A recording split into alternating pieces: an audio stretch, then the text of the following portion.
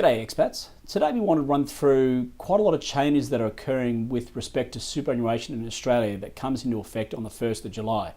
In Australia, everyone's aware of this, but I'm finding that a lot of people overseas are not aware of a lot of these changes coming through. So what we wanted to do today was put together a video and just run through some of the key changes that are occurring and how they may affect expats. The first change is the introduction of a $1.6 million transfer balance cap. The cap will be applied to both current retirees and to individuals yet to enter their retirement phase. This cap will be indexed in $100,000 increments in line with increases in the Consumer Price Index.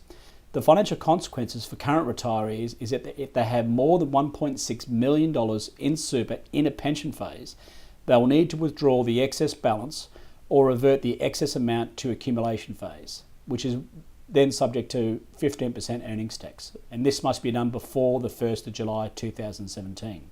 Subsequent earnings on this pension balance from the 1st of July 2017 will not be required to be withdrawn. Note that the special rules apply to defined benefit pensions.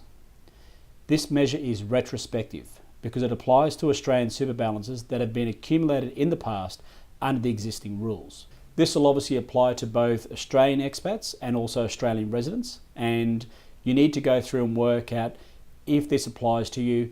Please note that the 1.6 cap applies only per person, not per couple. The second major change is the cut in annual concessional before tax contributions to $25,000. From the 1st of July 2017, the general concessional contributions cap will be lowered to $25,000 from $30,000, and for those over 50 from $35,000. This will affect expats who currently contribute to super by way of concessional contributions to offset any rental income in Australia and obviously claiming the tax deduction. So please be aware of these changes, because if you do make a similar balance transfer next year, that will exceed the cap. The next change is the cut in the annual non-concessional contributions cap to $100,000 down from $180,000. Non-concessional transfers are after-tax transfers. What this means is that from the 1st of July 2017, you will no longer be able to transfer funds into your super fund as a non-concessional contributions under the previously arranged agreement of $180,000 per year. There's obviously a nice little window here for those under the age of 65, where if you are able to make a contribution using the bring forward rule, you can actually contribute up to $540,000 before 30th of June this year. Please note that you don't want to trip over the $1.6 million cap. And the last one we wanted to talk about today was the expansion of the tax deductible super contributions to all Australians.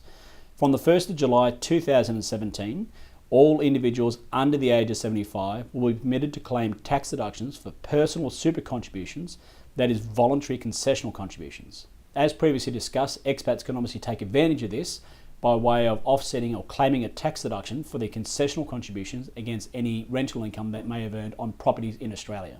So that's a summary of some of the major changes that are occurring with respect to super and how they relate to Australian expats. Obviously, if you have any questions, please speak to your Atlas advisor.